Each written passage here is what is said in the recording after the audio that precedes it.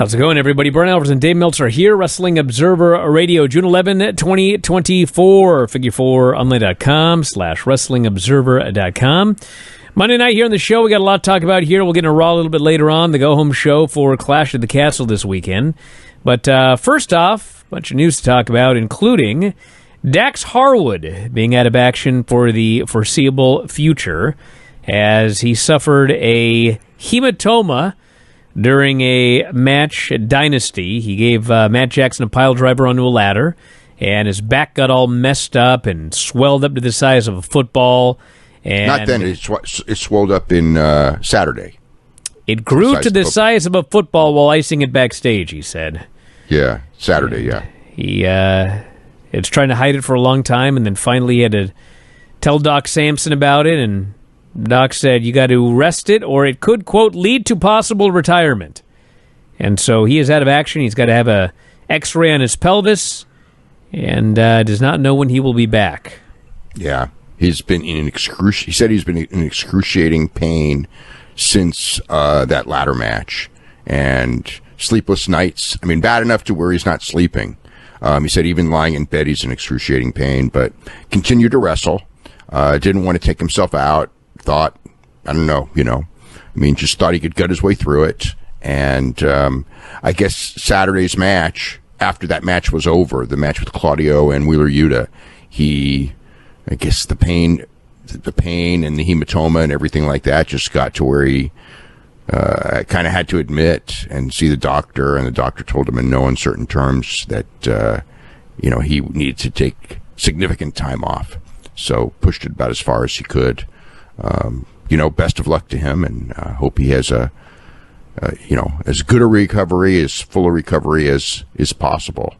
So, it's a tough guy to lose, especially, AEW. AEW's pretty apparently him and Cash off the road too. Probably, yeah. I mean, he said that, and I would suppose if Cash is okay, that it's possible they could book him for a singles, but he did say that they would both be off the road, yeah.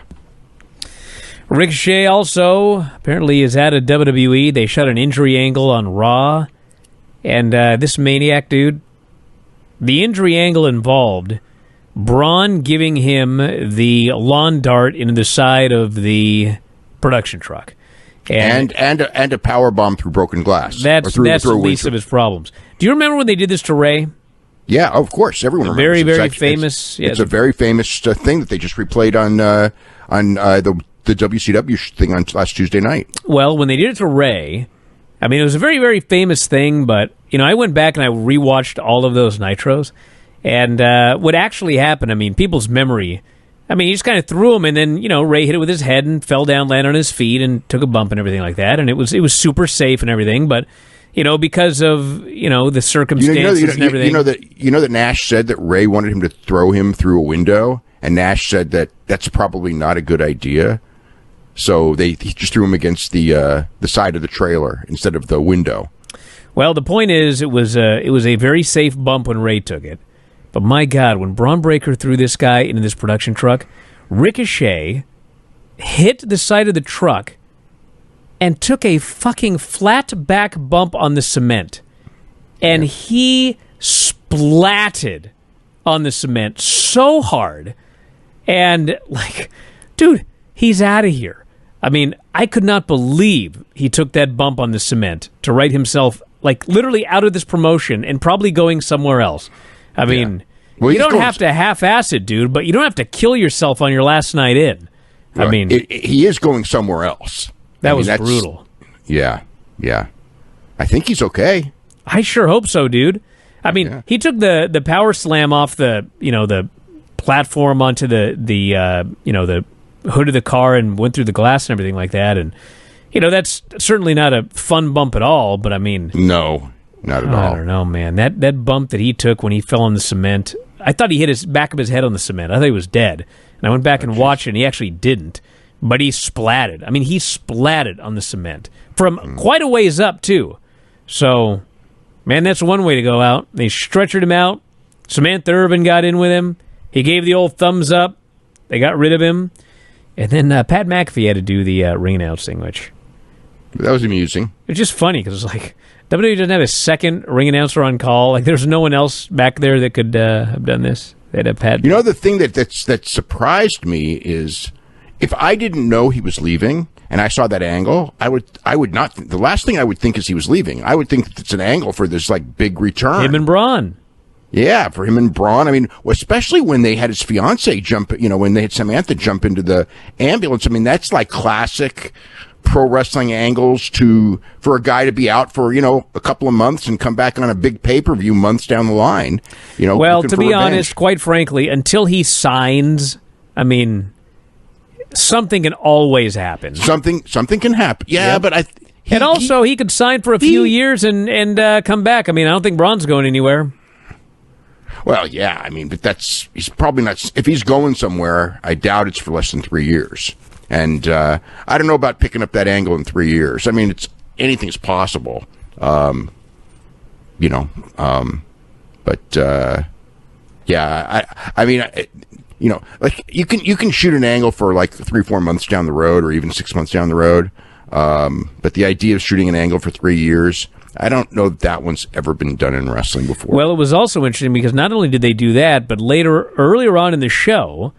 If you recall, before all of this went down with Ricochet, he'd had a match with Ilya, and he talked about doing another match with Ilya. And Ilya beat him, and then they talked about we'll run it back again someday. And on this show, he met backstage with Ilya, and he was like, you're going to beat Braun Breaker, and then you and me, we're going to do this again. So they teased another match on the last day in the promotion for him. They did a second match already. They did the second match that Ricochet won by DQ. I know, but he was talking on this show about let's do it again. About the third match. Yes. Yeah. I think that was to throw people off and to make people think that it really wasn't what they were doing.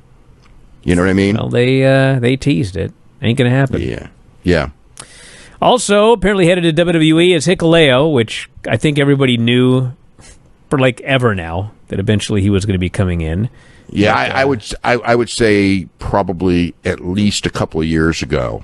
Probably I can't say when he first started, but once he got fairly good, it was one of those things where he was on WWE's radar at that point, and it was just a question of I think just getting him enough experience, and I think he's got it because you don't want to debut a guy like that before he's ready. It's never good to debut a guy before he's ready because people see him. You know what I mean? They see him when he's not good, and then it's kind of hard to overcome it. Not impossible, but I mean, based on what I've seen, I think he's certainly good enough, and he's got a lot.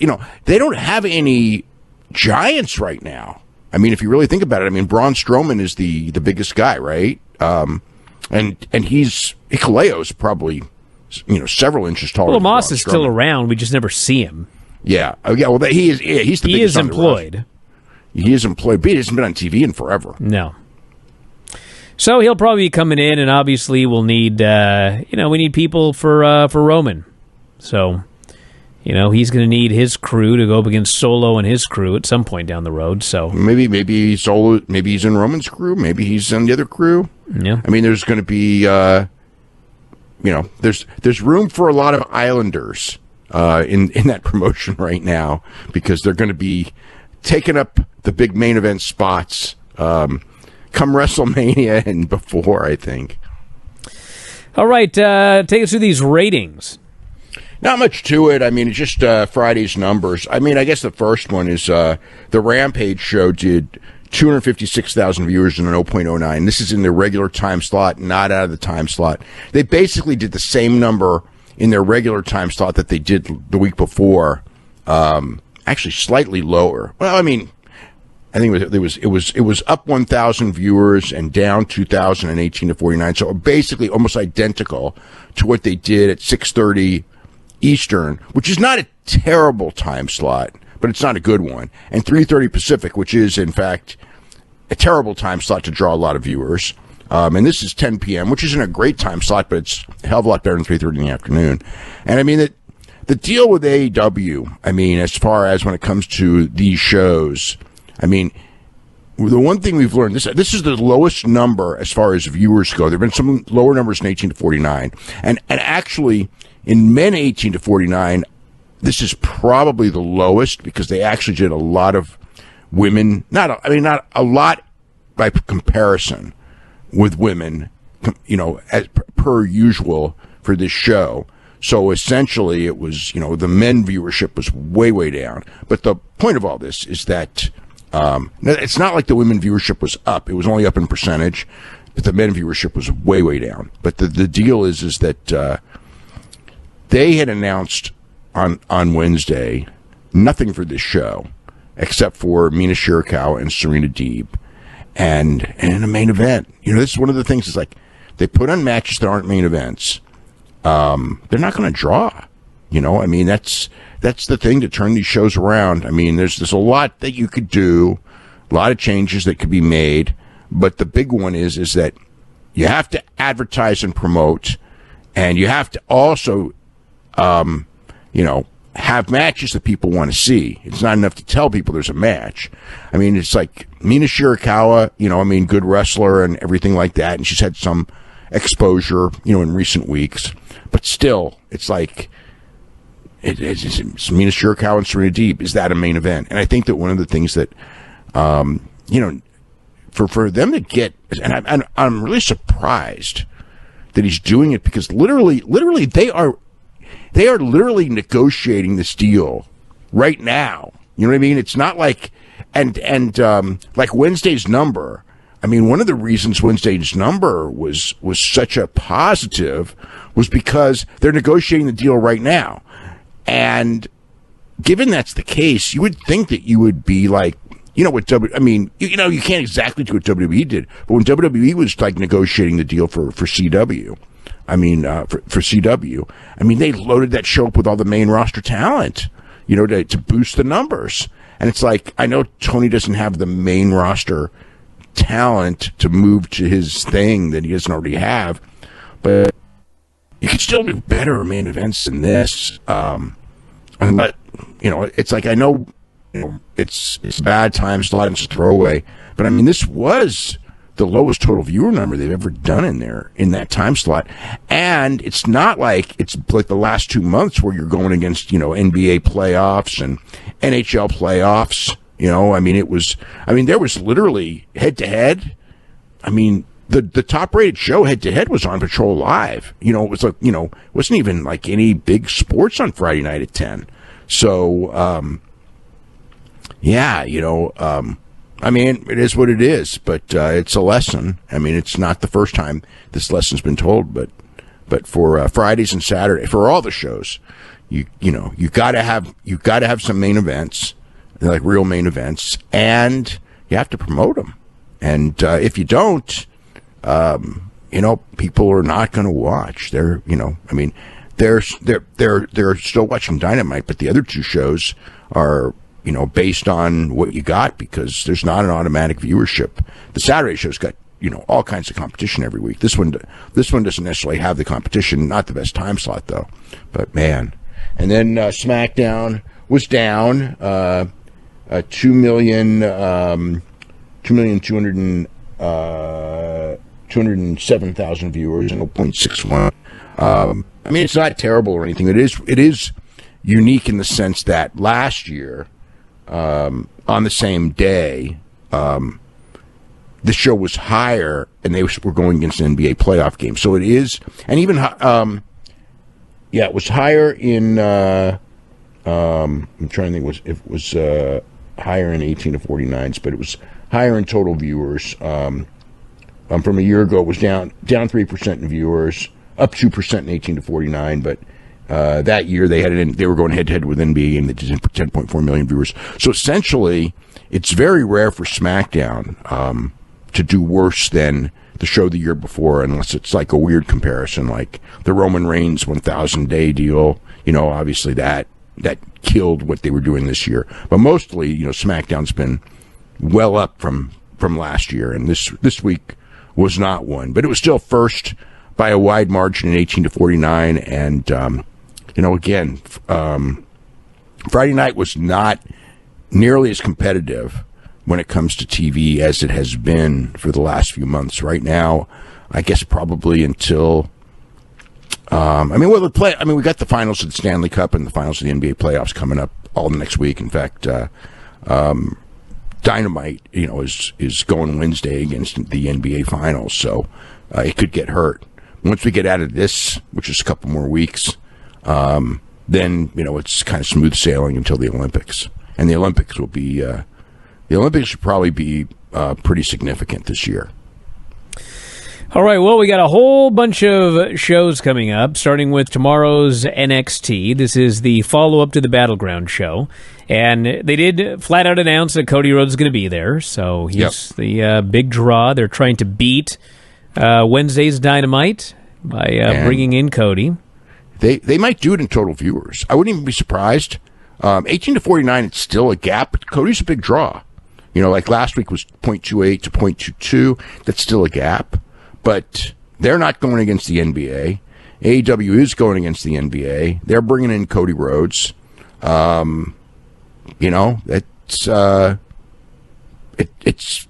could be close. I mean, it's even possible that it is possible that NXT could do a better 18 to 49 number. I mean, it wouldn't shock me in the least if they would. We got Lexis King, Dante Chen, Singapore Kane match, Sean Spears versus Javon Evans, Michin versus Jada Parker. Michin got beat up pretty bad in that ladder match. All bruised to hell. Wendy Chu returns, and Eddie Thorpe also returns. So that's the lineup for NXT on Tuesday. And then Wednesday, we have AEW International Champion Will Ospreay versus Rey Fenix for the title. That should be a hell of a match, like really a hell of a match. They had a prior match. I don't know how many matches they've had before, but I remember one match that they had, and it was freaking unbelievable. And this was many years ago. We have Mercedes versus Zeuxis for the TBS title. Title's on the line there. Mm-hmm. We got TV time with Chris Jericho and Private Party. Dustin Rhodes versus Jack Perry in a TNT title qualifying match. The ladder match at Forbidden Door. Roosh is in action. And they have added Mark Briscoe, Orange Cassidy, and Kyle O'Reilly versus Kyle Fletcher, Takeshita, and Roderick Strong. I mean, it's a good action match. MJF has tweeted that Roosh better not be there type of a thing. So I guess he's coming. He better be coming. They're going to need him this week for sure. So, yeah. We have SmackDown on Friday with Cody and AJ both appearing on the show. Kevin Owens versus Solo Sikoa. Nia Jax versus Michin. Naomi versus Chelsea Green. And the Grayson Waller Effect with DIY. Mm-hmm. And then Collision. We have Christian Cage's Father's Day special. Lee Moriarty versus Dante Martin in a TNT title qualifying match. House of Black returns, and Deanna versus Thunder Rosa in a no DQ match. It's for the anniversary show. Yes. So the Christian thing, one would think that Nick Wayne would be there. I presume he will be there. But Nick Wayne is also booked for Triple Mania in Tijuana at the same time. So, I mean, it's not unusual for people to be booked, for AEW talent to be booked on a Saturday night somewhere and be pulled.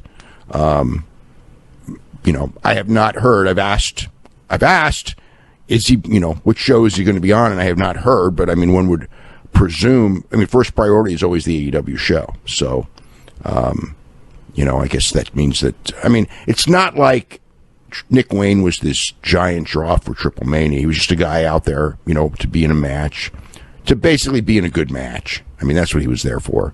And, there is someone else that they could find that, could be in that role. But I have not heard officially which show he's on. And I've asked both sides, actually. All right, and then Clash of the Castle is Saturday. We got Damian Priest versus Drew McIntyre for the title. We've got Bayley versus Piper Niven. Sami Zayn against Chad Gable. And they are doing that three-way for the women's title, which is three-way tag. Awfully weird. Especially with the results of tonight's show. I know, it was just like, I saw that and it's like, what is this? I usually can understand their booking, But man, I didn't understand this at all. Yeah. And I think that's, have they had anything else? My thing is not updated. Cody and the I Quit match. Oh, here we go. Yeah, that's the I Quit match. And then, let's see. Sami Zayn, Chad Gable, obviously, for the You already said that. You've already said that. Well, yeah, that's it. Cody and AJ. Damon and Drew. Bayley and Piper. Sammy and Chad. And then the three-way tag title match, which I am flabbergasted is taking place. Well, I mean, I knew it was taking place. I'm just flabbergasted watching the show tonight, But, I mean, it's not like it's the end of the world. I mean, it's the three-way tag team title match. If they had done this for, if they had like Cody Rhodes, and AJ Styles, and had AJ Styles go and lose in 2 minutes or 3 minutes, or had Drew lose, which I didn't expect and didn't happen, that would be a different story. It's, just kind of a match that it's the tag title is just a showcase for essentially the star power of Jade Cargill and Bianca Belair. I mean, it's like they're making them out to be this larger than life team, and everyone else there is just to be opponents to lose. It's not like they're trying to build programs for them. They're just trying to give them that big entrance and the big spots in the match and just get them over. Use Bianca Belair to help get Jade in good positions to where she's protected in a tag team match. All right, so the Raw show opened up with Drew coming down to the ring to celebrate 5 days from now winning the world title from Damian Priest. And Judgment Day interrupted Priest, Finn, and JD. And Priest said, you made this whole thing personal. And I think you should know that this is not the Judgment Day's title, it's my title. So you complaining about them running in, it's not going to happen. And Drew said, that's a fine speech and all, but Saturday the title's mine and your only chance is these guys. And Priest says, you're still making excuses. How about this? Tonight, you go one-on-one with Finn Balor. If you beat him, which I know you cannot, Judgment Day is banned from ringside. But when Finn beats you, not because I need them, but I will be there because I want them there front and center in honor of watching me beat you in your hometown. And so Drew said, you got to respect a man willing to dig his own grave. Vowed to beat Finn Balor. That was the main event stipulation for the night. Yeah, so they're banned, but it doesn't mean CM Punk is banned. That's true. It's just the Judgment Day. Yeah. Liv met with Dom backstage. She's in his locker room, and he tells her to get out. And she says, well, you don't want to see me here tonight, but I want to see you. She says, a strong, handsome man like you deserves better than a woman who has to call mommy. You should find yourself a woman who will call you daddy. And he says, get the hell out of here. And she says, I have my hotel room key. I'm going to leave this with you. Why don't you meet me later? And she leaves, and he slams the card down on the table, but he can't stop looking at it. Okay. Did she tell him, like, what room it was? Because, like, a key, Well, I'm sure she wrote on the back of that card. Did she? I guess. I don't know. Yeah. I mean, I never saw her write it. I just saw her hand of a key. If she said, I'm in blah, blah, blah, that'd be... No, you don't want the fans going there. Well, no, but she could, like, go, I'm in this room, and then write it down, like you said. She just handed him a key, and it's like, God, someone just handed me that key. It's like, I don't even know what hotel to go to. Or it might have the name of the hotel name's on the key there. I know, it's also 2024. Come on. Yeah. We had Lyra. The room number isn't, though. Well, I mean, she could have written it on the card. Get a Sharpie. 423. Yeah. Lyra Valkyria and Io Sky had a rematch for their Queen of the Ring match. And we saw none of the heat. It was during the break. Big comeback by Lyra. Start trading near falls. And then Kyrie and Dakota are out there. And Io necks her on the ropes, hits her finish. But, Lyra did. And Dakota yanks her off. And so how the referee didn't see this, it's inconceivable, but he did not. And so Lyra drop kicks Kyrie and Dakota, goes up top, gets crotched, tries the moonsault. Lyra gets the knees up. It's tornado DDT. And then she tries the Nightwing, but Io yanks her hair, pins her with a crucifix. So I mean, the interference had nothing to do with this. Io just beat her clean. Well, yeah, but it was this. They did use it as the story in the sense they did stop her from winning earlier. Yeah. They brought that up afterwards, and said that like if it wasn't for the interference of Dakota Kai, Lyra would have won the match. So Dakota and Kairi attack Lyra afterwards. They're stomping her down. Io runs in and furthers the beating, and then Kane and Katana run down to make the save. And it was weird because, like, later in the show, they have a segment, and Io's pacing, and she's all upset. Yeah. And they ask her what's the matter, and she starts screaming and pulling out her hair, and she screams, "Damage control has to change." I'm like, what are you so mad about? You won the match clean, and you beat the hell out of her afterwards until two women ran. Like, what's she so mad about? I have no earthly idea. If she'd have lost, I got it. Well, she's mad because she doesn't have the title. Well, I guess, but why'd she flip out here? She just won a match. It's an odd time to flip out. Well, people like the depression gets you at different times. You know what I mean? I mean, she may have just had like flashbacks of that, when she lost the title. So Dom is sweating. The rest of the Judgment Day walk in. Finn says, "You got to figure this thing out with Liv." Dom says she was in here earlier, and she left the key and told me to go to her room. And there's a long pause, and then Carlito says, "Cool. That's cool." Yeah. And Finn immediately goes, "That's not cool." And then Carlito goes, "Not cool." That was actually pretty good That was comedy. a great moment. Yeah, that was really well done. Miz is looking for truth. That never ends well. Sammy runs into Tozawa and Maxine. He says, "Maxine, you okay?" And she goes, "I've been better, but I'll be all right." And he said, "Sorry you guys are caught in the middle of this. Did you see what happened last week?" And he says, "I don't want to sound like a broken record, but you have to take this." And then Otis walks up. He does sound like a broken record, though. He does. Says the same thing every week. He says, "Yeah, I mean, it's been too many weeks in a row." So he gets mad. He starts to leave, and Otis says, "Hold on a second. Let me explain." And Sammy says, "You don't have to explain. I've been through all this stuff with the bloodline." But he says, "I understand my reasons. I can't figure out why you put up with Chad." And Otis says, "At one time I had it all, and I lost it. My briefcase, my peach, old Tucky. They're my family. They were my family. But without them, I just have Chad Gable. Without him, I'm nothing." And Sammy said, "That's not true. These people care about you. And I hope that one of these days you can see that." And he leaves. Priest is in the Judgment Day locker room. He wants to know what's going on, and Finn says, "Nothing. Dom's here, the key's here, everything's all great." But they look down, the key is gone. And then Carlito says, "Dom, we got to go. We got a match right now." So they leave. They wait a Ludwig Kaiser promo on Sheamus. He's vowed to win Money in the Bank. Qualifying match for Money in the Bank, by the way, start next Monday. For those of you keeping track.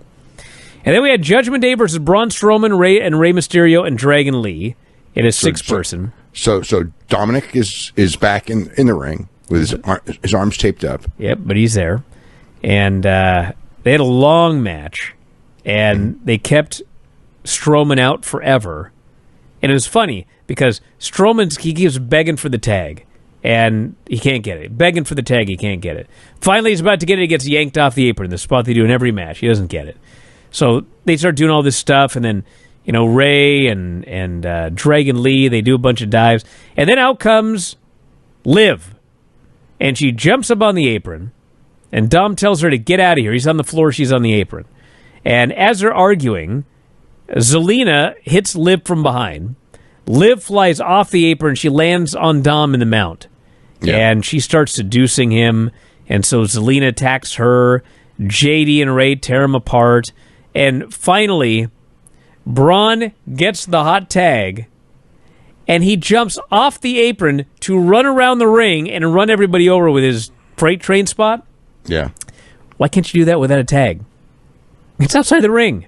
I don't know what this guy waited 15 minutes for to get a tag to then run around the ring on the outside. But he does. He gets in the ring. He wanted to make sure whoever he ran over, that somehow he would run over the legal man and he could actually beat him. He ran over everybody. I know. Well, if you run over all three guys, you know that one of them's legal. Well, that's true. So he hits power slam on Carlito. Dragon Lee hits a splash off Strowman's shoulders, gets the pin. And this was very good from the hot tag on. I will say that. Yeah. The one thing about this show, I mean, they had to sell it in Toledo, but for the matches, I mean, even in Drew McIntyre and Finn Balor, the crowd was pretty quiet. You know, I mean, like they would do the "This is awesome" when they finally got around to it, but it was. I mean, it kind of reminded me of the AEW show on Saturday. You know, where it's. I'm going like, man, the crowd's quiet, and it's like the wrestling is good, but the crowd's quiet. And the same thing tonight. And it's like tonight, it was like these are over guys, you know, top people. Not in every match, but in some of them. And the crowd just was, you know, whatever. You know, every crowd's different, but it was not like none of the crowds, as far as for the wrestling in tonight's show. None of the matches really had heat, even the matches that were very good. We had Sammy coming out for a promo, got a huge reaction, and he called out, he basically said, you know, I'm going to beat Chad at the Clash at the Castle, and then I'm going to end this whole thing once and for all. I'm going to go back to being the champion again. And so Chad's music hits, and he starts running him down, and he says, you know what, don't worry about the Academy, we're good. They trust me. Everybody's happy. They're going to be happy when they see their hero take the title on Sunday. And Sammy says, are you out of your mind? You think they're happy? Do any of those people look happy to you? And you don't care about these guys, Chad. You're not gonna, and I'm not going to be happy, and they're not going to be happy until I leave your sad ass once and for all. And he said that the people who care about these people are the fans, not you. Yes. So Chad said, we're a family. Families stick together no matter what. They're going to be with me Saturday, and tonight I'm going to unleash my version of Otis on you. And so this is the second time they've done this now. Sammy and Otis. I'm sure they could have like a really good match, but it's just all story. It's only like 2 minutes. Otis is killing the guy. Chad starts yelling at him. Sammy hits the kick, pins him. That was it. And then Chad hits the ring. He kicks Tozawa and Maxine out, tells Otis he's fine, get up. So he lifts Sammy up, and he wants Otis to hit him, but Otis can't do it. So Chad starts slapping him. He's slapping him across the face. And so Otis fires up, and he squishes Sammy in the corner, hits the world's strongest slam. And then Chad puts his hand on Otis's shoulder, and Otis spins around and gets in Chad's face.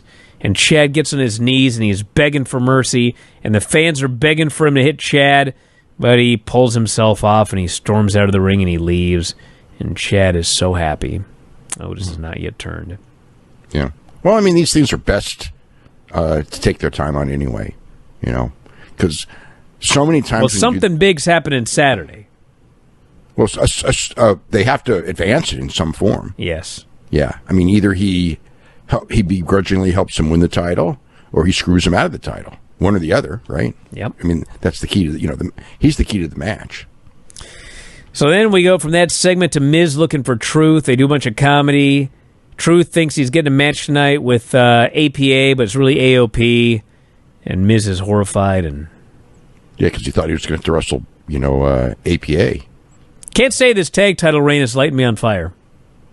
I don't think that anyone predicted this tag team, this specific tag team, would be lighting anyone on fire. It's a total comedy team. All right, then we had, this was something else. Alba Fire and Isla Dawn versus Shayna and Zoe. And Bianca and Jade are watching on at ringside. So there's going to be a three-way at the pay-per-view. And the build for that is Alba and Isla versus Shayna and Zoe. Mm-hmm. They get a whopping 2 minutes. The fans do not care one bit.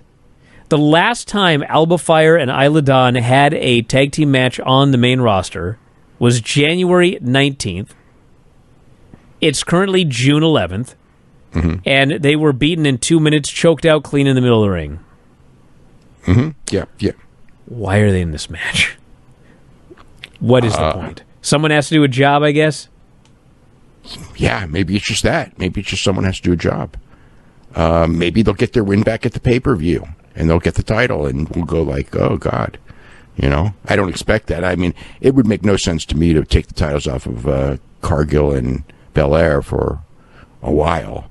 So, I mean, I don't have any good answer. I think that it's, but even even if whatever, there's absolutely no reason you should lose in 2 minutes. And especially, it wasn't even like this match was good. It's not even like the finish was set up.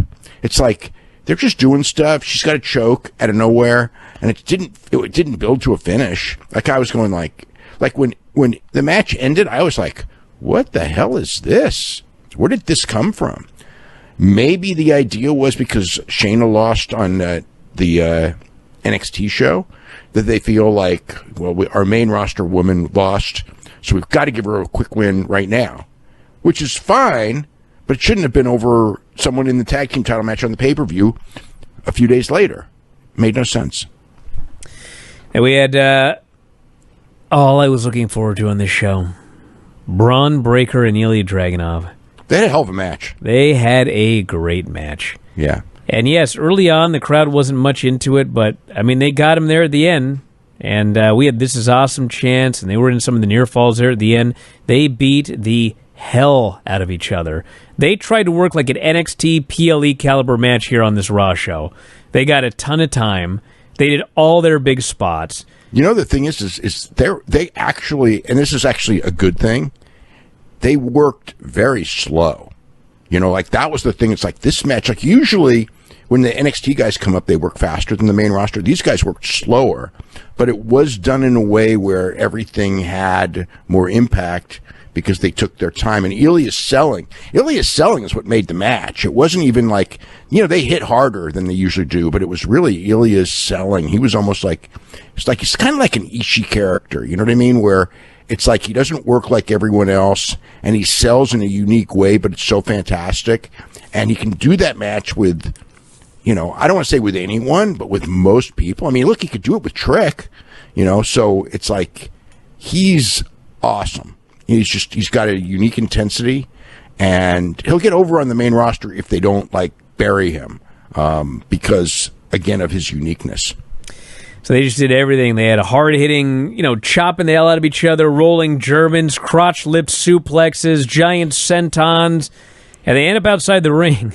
And they're kind of fighting over near the table, and the ref's counting. And first Ilya rolls in to break the count, and then Braun kind of half rolls in, but like the ref's still counting.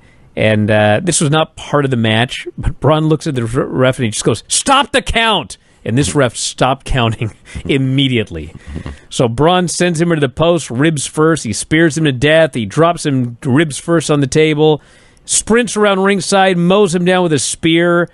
And Ilya manages to get in at 9, and then Braun kills him with another spear and pins him. Great match. Great match. And then afterwards, he goes to spear him to death outside, but Ricochet flies in out of nowhere, takes out Braun, and that set up Braun murdering him in the backstage area, as we talked about earlier, and sending him apparently on his way. We had Judgment Day backstage. They're trying to figure out where the card is, and then suddenly they look down, and there it is. And everyone's baffled. Is this card haunted? So what's the deal with that? Well, it was made obvious here. Priest says, you got to put your foot down on the live stuff. And they all agree, okay, well, let's start doing some Judgment Day business. So the whole business was, Finn, you got to be true tonight. Got it? All right, cool. So they all go to fist bump. And then as they all turn to leave, Finn grabs the hotel card and puts it in his pocket. Finn. Yep. We had Sheamus meeting with Drew backstage, and he says, we haven't seen eye to eye. This Saturday, Drew, you're on the cusp of greatness. Take it home. Drew said, you're right. You better be there when I win that title. When he's smashing back pints afterwards. Sheamus says, this Kaiser, it's got the mother of all receipts coming, and I'm going to win Money in the Bank. And Drew said, well, you know, if you win, as you're the only real man around here, give me a heads up about that cash-in. And they agree to have a banger. Don't quite think that's how it's going to go down, but... No, I don't either. Said. We got to get the people who want to win Money in the Bank talking about why. We had Miz and Truth versus AOP for the tag titles. So Karrion Kross and the crew do a promo beforehand, and Karrion says, we are going to win the tag titles tonight. Woods, you're going to realize you should have joined us instead of teaming with Kofi. And Scarlett says, we would never abandon you like Kofi did last week. So I'm thinking...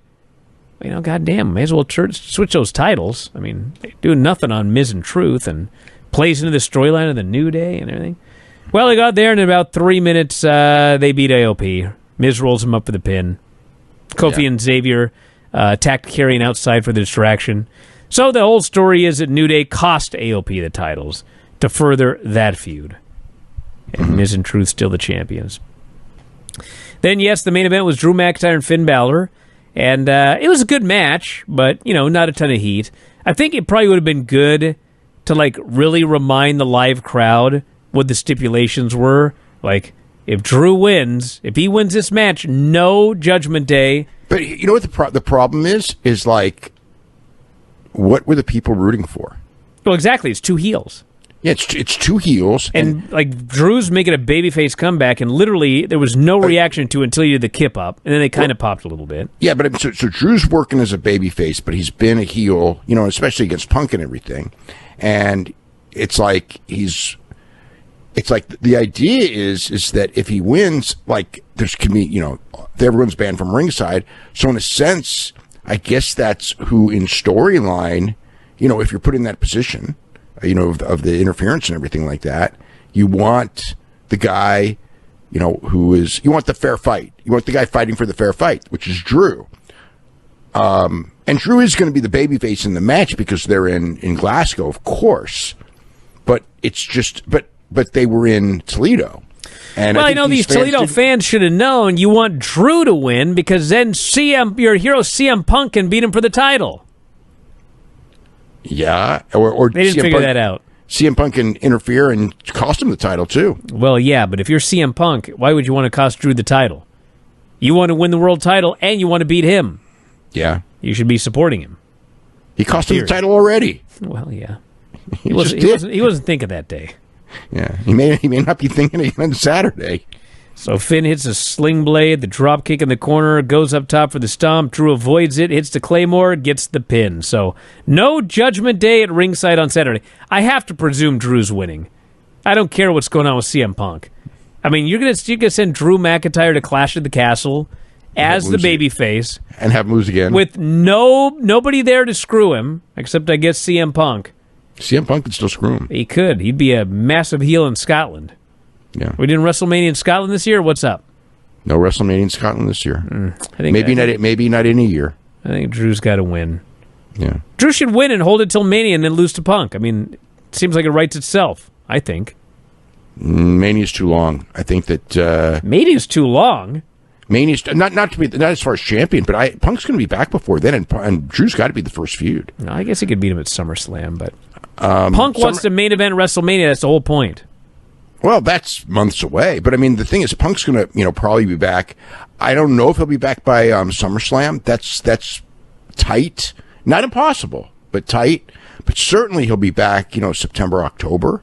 So, you know, you bring him back. I mean, like the way that whole thing's been built up, and you bring him back. Him and Drew got to wrestle each other.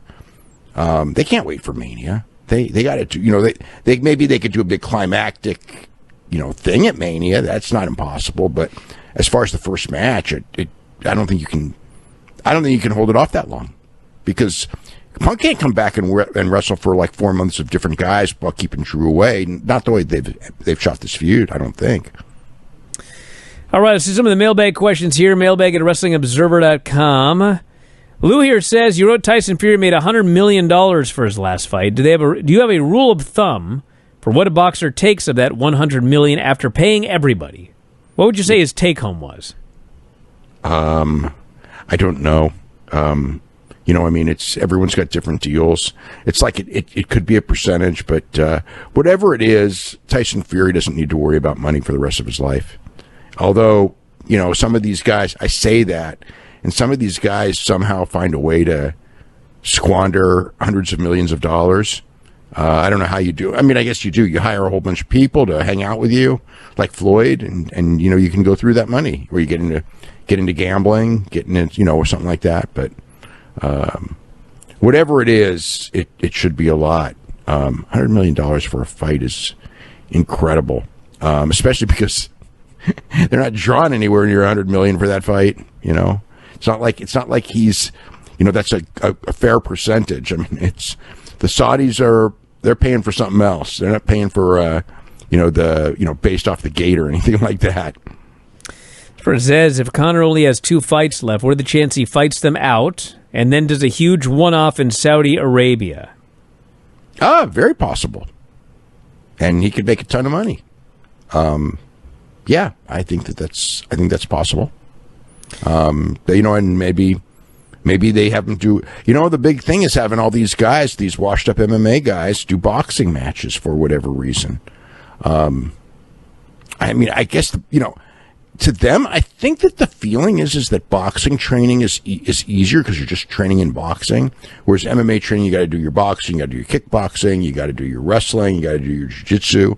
So that's why a lot of these guys where they don't want that grind of that, that wrestling training, and is really, really hard. So, just box, and you don't got to worry about that part of the training. This person here says, "Hey Dave, who made up the Dusek Riot Squad, and why were they included in the initial Observer Hall of Fame class?" They were the four, one of the early tag teams. Rudy Dusek was like a major, but the Duseks were like the first strong brother tag team, and Rudy was described to me as the Terry Funk of the 1930s, in the sense that he was like the great opponent to make the baby faces look good, who had credibility and can draw in that spot. Like I think Rudy Dusek was one of the guys that they put Dan O'Mahony in when they were trying to get Dan O'Mahony over, and got him over. I mean, he was one of the biggest celebrity wrestlers that there was at the time. But he was completely inexperienced, so they needed a really good worker to put him in, and that was why they called Rudy Dusek. This person here says, any new update on where the Motor City Machine Guns are headed after leaving TNA? Nothing. I mean, I've heard nothing. I mean, were they, leaning towards AEW? Yeah, but nothing finalized as far as I know, unless they're, going to do a big surprise at some point and come in. This person wants to know if there's an update on Dijak. I mean, he worked tonight. It was just in a pre-show match. So he's there, They just aren't doing nothing with him. It's like, it happens. I mean, Alba Fire and Isla Dawn, they didn't do anything with them for forever and ever. 6 months. Yeah. I would presume that Dijak is going to be one of those guys where, we just go like they're on the main roster. Like Corbin. Corbin came in, didn't lose to Carmelo, and then we haven't seen hide nor hair of Baron Corbin in weeks. This person here says, what do you think would be worse for wrestlers? The old schedule, traveling around the U.S., or the increased number of pay-per-views overseas and having to do Raw with jet lag?